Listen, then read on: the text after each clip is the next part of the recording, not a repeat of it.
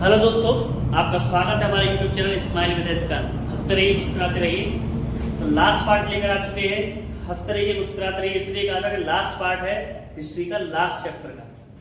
तो 16वीं, बिना समय गवाए हम शुरू करते हैं। 16वीं और 18वीं सदी के समय लोगों को पढ़ने का जुनून। तो 16वीं और 18वीं सदी के समय यूरोप के अधिकतर हिस्सों में साक्षरता 60% से 80% हो गई। कारण क्या था? लास्ट वीडियो में हमने समझा था कि नए पाठक वर्ग का उदय हुआ, पढ़ने वालों का। उनको जागरूक करने के लिए चित्र भी छापे गए, लोक कथाएं लिखी गई, कहानियां लिखी गई, उसी का परिणाम था। इस दौरान अधिक मात्रा में तरह तरह की साहित्य किताबों की छपाई की जाने लगी। प्रकाशकों ने, छापने वालों ने किताबों को बेचने के लिए फेरी वालों पर भी कार्य लगा दिया। जाओ फेरी वाले भी इस काम पर लग जाओ और बेचो गाँव जा करके। लोक कथाओं, लोकगीतों और पंचांग जानते हो ना, जिसे हम उसमें क्या ज्योतिष देखते हैं, जो अपनी शादी वाली करवाते हैं। मनोरंजन से जुड़ी पुस्तकें भी लोग पढ़ने लगे। ठीक है बेटा, तो फैल गई। इंग्लैंड में 1 पैसे किताब बेचने वाले लोगों को चैपमैन कहा जाता था। 1 पैसे की किताब बेची जाती थी, उस व्यक्ति को क्या कहा जाता था? चैपमैन। गुटका वगैरह जो होते हैं जेब में रखने के। 18वीं सदी में पत्रिकाओं का प्रकाशन शुरू हो गया, जिसमें मौजूदा घटनाओं के साथ साथ मनोरंजन को भी स्थान दिया गया।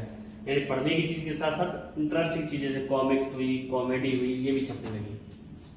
विज्ञान के क्षेत्र में न्यूटन जैसे वैज्ञानिकों के लिए बड़ा पाठक वर्ग तैयार हुआ था। इस वजह से तर्क और विवेकवाद के विचार भी साहित्य में स्थान ले चुके थे। क्योंकि न्यूटन फेमस हो गया तो लोगों में बहस करने की भी जागरूकता अच्छा हो गई, किताब पढ़ने लग गई ना।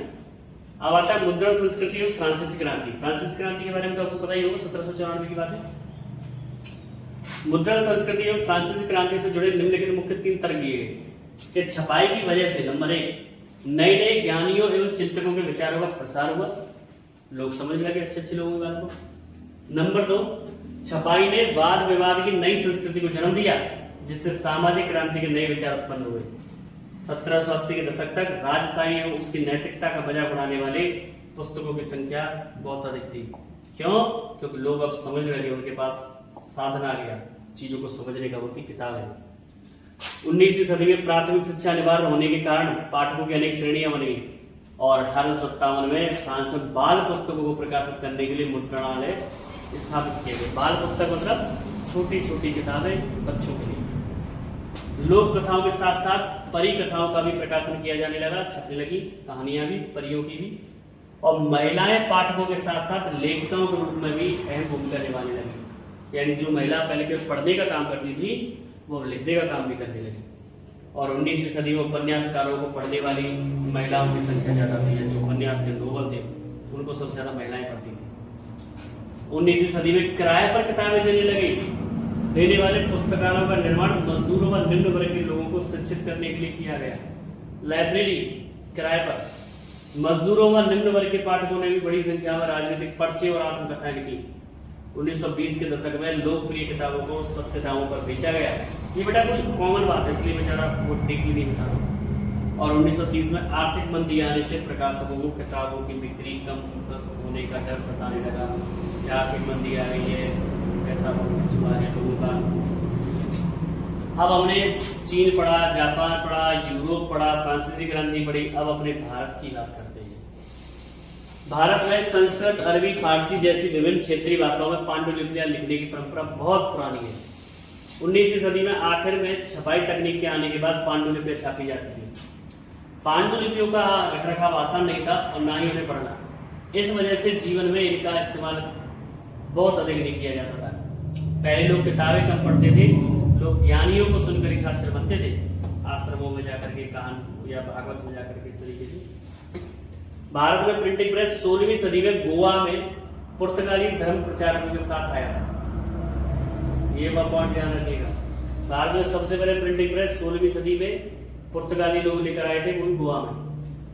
1579 यानी 1579 में कैथोलिक पुजारियों ने कोचीन में पहली तमिल किताब छापी। ये एक नंबर का पॉइंट है। पहली तमिल किताब कहाँ पर छपी थी? कोचीन में। या भारत में पहली किताब जो छापी गई वो तमिल किताब थी, किसके द्वारा? कैथोलिक पुजारियों की। और मलयालम में पहली किताब भी इन्होंने छापी थी। अंग्रेजी भाषी प्रेस का विकास भारत में नहीं हो पाया था, जिसके बाद कंपनी से छापे खाने का आयात शुरू कर दिया गया। वर्ष 1780 में जेम्स ऑगस्ट हिक्की ने बंगाल गजट नामक साप्ताहिक पत्रिका का संपादन शुरू किया। साप्ताहिक पत्रिका का मतलब इसमें 7 दिन की घटना है पूरी। बाद में हिंदुस्तानियों ने भी अखबारों को छापना शुरू कर दिया। इस श्रेणी में सबसे पहले गंगाधर भट्टाचार्य द्वारा प्रकाशित बंगाल गजट को शामिल किया जाता है। यह सबसे पहला अखबार गंगाधर भट्टाचार्य द्वारा बंगाल गजट छापा गया। अब छापा क्या जा रहा था सुनिए। 19वीं सदी में धार्मिक सुधार एवं सार्वजनिक बहसें। 19वीं सदी की शुरुआत में विभिन्न समूह अपने अनुसार धर्म की अलग अलग व्याख्या पेश करते थे। हमारे हिसाब से ये धर्म है, ये धर्म होना चाहिए, ये नियम है, ये नक्षत्र है। धर्म सुधारकों और हिंदू रूढ़िवादियों के बीच एक ईश्वर की मूर्ति पूजा जैसे विषयों पर बहस ज्यादा होती थी। लेकिन वर्ष 1821 में राजा राम मोहन राय ने संवाद कौमुदी का प्रकाशन शुरू कर दिया। तो राम मोहन राय जी ने कौन सी किताब छापी? संवाद कौमुदी 1821 में। उस दौरान उलमाओं को मुस्लिमों के पतन का डर सता रहा था। उलमा मतलब जो विरोधी है। उलमाओं के डर को दूर करने के लिए इस्लामी सिद्धांतों के महत्व को समझाने के लिए हजारों फतवे जारी किए गए, यानी आदेश। छपाई के आने से हिंदुओं को अपने धर्म के बारे में स्थानीय भाषाओं में जानने का अवसर प्रदान हुआ। जो ढंग से नहीं जानते थे किताबों से पढ़कर सुनकर के समझने लगे। वर्ष 1810 में कलकत्ता से रामचरितमानस का पहला संस्करण प्रकाशित हुआ। यानी जो घरों में हम 24 घंटे की रामायण बैठाते हैं उसका सबसे पहले छापा क्या कह सकते हैं, सबसे पहले प्रिंट कहाँ पर हुई थी? कलकत्ता में रामचरितमानस। धार्मिक पुस्तकें बड़ी संख्या में जनता तक पहुंचने लगी। प्रिंट ने विभिन्न हिस्सों समुदायों को भारत से जोड़ा था। अब प्रकाशन के नए रूप पर महिलाओं के जीवन पर मुद्रण का क्या प्रभाव पड़ा? चलिए, यूरोप में शुरू हुई उपन्यास विधा ने लोगों को भोगे हुए जीवन को पढ़ने का अवसर प्रदान किया। गीत, कहानी या लेख जैसी विधाएं पाठकों के जीवन का हिस्सा बन चुकी थी। यानी वो जो पूर्वज है या अच्छे लोग जो पहले जा चुके हैं उनके बारे में पढ़ने का मौका मिला। 19वीं सदी में छपाई के आविष्कार के कारण दृश्य संस्कृति का विकास होने लगा। बेटा दृश्य संस्कृति क्या था? चित्र की बात कर रहे हैं। दृश्य दिखने वाली संस्कृति, चित्र छापी जाने लगी। चित्रकार राजा रवि वर्मा द्वारा आम जनता के लिए तस्वीरें बनाई गई थी। गरीब लोग सस्ती तस्वीरों को खरीदकर अपने घरों में सजाते थे। तस्वीरों को आधुनिकता के साथ साथ परंपरा के विभिन्न क्षेत्रों से जुड़कर बनाया जाता था। 1880 के दशक में पत्रिकाओं में कैरिकेचर और कार्टून छपने लगे। यानी अब चित्रों को छापा जाने लगा, कार्टून वगैरह रुबाब में। अब महिलाओं को जिंदगी के बारे में बड़ी सटीकता एवं गहराई से लिखा जाने लगा था। महिलाओं की जिंदगी के बारे में कि महिलाओं का जीवन इतना बुरा है, महिलाओं पर इतना अत्याचार होता है, महिलाओं पर सती प्रथा होती है, तो इनके बारे में किताबों छपने लगा। एक तरफ रूढ़िवादी हिंदू परिवार का मानना था कि पढ़ी लिखी महिलाएं विधवा हो जाती हैं, वहीं दूसरी तरफ मुसलमानों का मानना था कि उर्दू की रूमानी कहानियां पढ़ लिखकर महिलाएं बिगड़ जाएंगी। औरतों की पढ़ाई पर प्रतिबंध लगाने की कोशिश की गई, लेकिन बहुत सी महिलाओं ने इसका विरोध किया था और रूढ़िवादी परिवार में ब्याही गई रस सुंदरी देवी ने रसोई में छुपकर पढ़ना सीखा और बाद में उन्होंने आमार जीवन नामक अपनी जीवन के बारे में लिखा, आत्मकथा लिखा। तो रस सुंदरी देवी ने रसोई में छिपकर के पढ़ाई की और आमार जीवन नामक किताब छापी। 1876 में आमार जीवन नामक आत्मकथा बंगाली भाषा में प्रकाशित पहली आत्मकथा थी और 1860 के दशक से कैलाश वासिनी जैसी महिलाओं ने स्त्रियों के जीवन के अनुभवों को लिखना शुरू किया था। इस समय गंभीर हिंदी का एक हिस्सा नारी शिक्षण को समर्पित हो गया।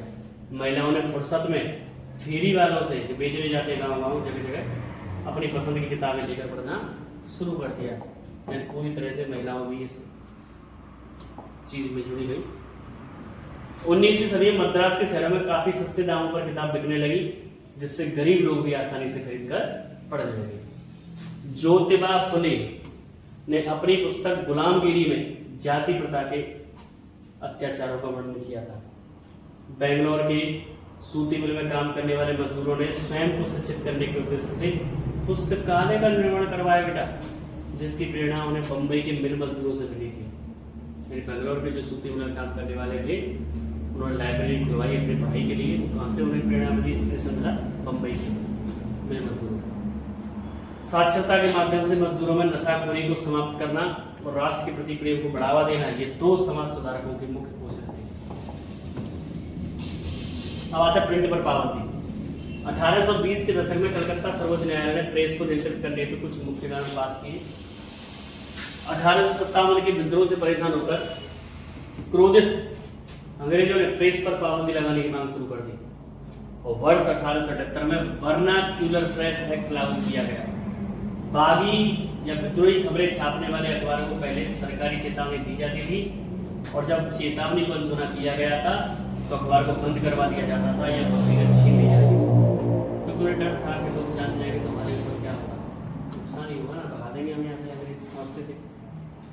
जब वर्ष 1907 में पंजाब के क्रांतिकारियों ने काला पानी भेजा गया, उस दौरान बाल गंगाधर तिलक ने अपने मराठी समाचार पत्र केसरी में उनका वर्णन किया। उपरोक्त घटना के बाद बाल गंगाधर तिलक को गिरफ्तार कर लिया गया क्योंकि वो बागी माने गए ना, उन्होंने सच्चाई को उजागर कर दिया, जब हम सच्चाई को उजागर कर दिया तो ये बात उन्हें अच्छी ही लगी। तो इस प्रकार ये हमारा यहाँ पर चैप्टर फिनिश होता है और आशा करता हूँ आपको पसंद आया होगा। और फुल वीडियोस के लिए हमारे चैनल की प्लेलिस्ट है, इसमें आप सारे चैप्टरों को पढ़ सकते हैं, कहीं पर आपको जाने की जरूरत नहीं है, सब आपको यही कंटेंट मिल रहा है, चाहे वो SST का हो, साइंस का हो, इंग्लिश का हो। बस stay healthy and stay fit, जुड़े रहिए, लाइक कीजिए, शेयर कीजिए, सब्सक्राइब कीजिए, कमेंट कीजिए। जय श्री राम।